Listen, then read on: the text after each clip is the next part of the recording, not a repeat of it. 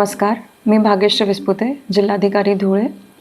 केंद्र शासन आणि राज्य शासनच्या निर्देशनाप्रमाणे जागतिक महिला दिनाचं औचित्य साधून 8 मार्च रोजी HPV लसीकरण अभियान धुळे जिल्ह्यात सुरू करण्यात आलं आहे।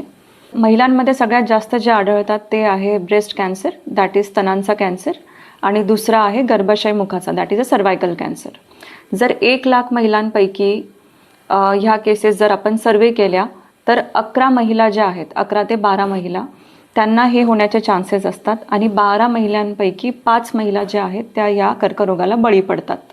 हा कर्करोग होऊ नये यासाठी, त्याच्या प्रिव्हेन्शनसाठी आपण HPV वॅक्सिनेशनची मोहीम राबवतो आहे। It is always sed prevention is better than cure. तर संभ्रम असे आहेत की त्याच्याने इनफर्टिलिटी किंवा वैंधत्व होतं, तर असं काही नाही आहे। कुठल्याही वॅक्सिनेशनप्रमाणे या वॅक्सिनेशन नंतर थोडा ताप येणं हे बॉडी रिस्पॉन्स आहे। कुठल्याही वॅक्सिनेशन नंतर अँटीबॉडीज बॉडीमध्ये प्रोड्यूस होतात आणि त्याच्यानुसार थोडा ताप येतो। तरीही HPV वॅक्सिनेशन जे आहे ते HPV व्हायरसचे प्रतिबंधन करण्यासाठी गार्डेसिल 4 या लसीचा वापर करण्यात येत आहे।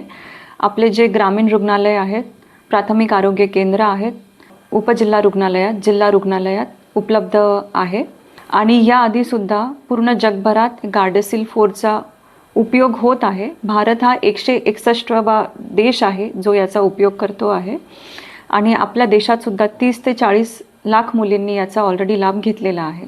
तरीही या लसीचे कुठलेही दुष्परिणाम नाही। मी पालकांना आवाहन करते की त्यांनी जवळच्या प्राथमिक आरोग्य केंद्रात किंवा जिल्हा रुग्णालयात जाऊन त्यांनी त्यांच्या किशोरवयीन मुलींना ही लस देण्यात यावी। धन्यवाद।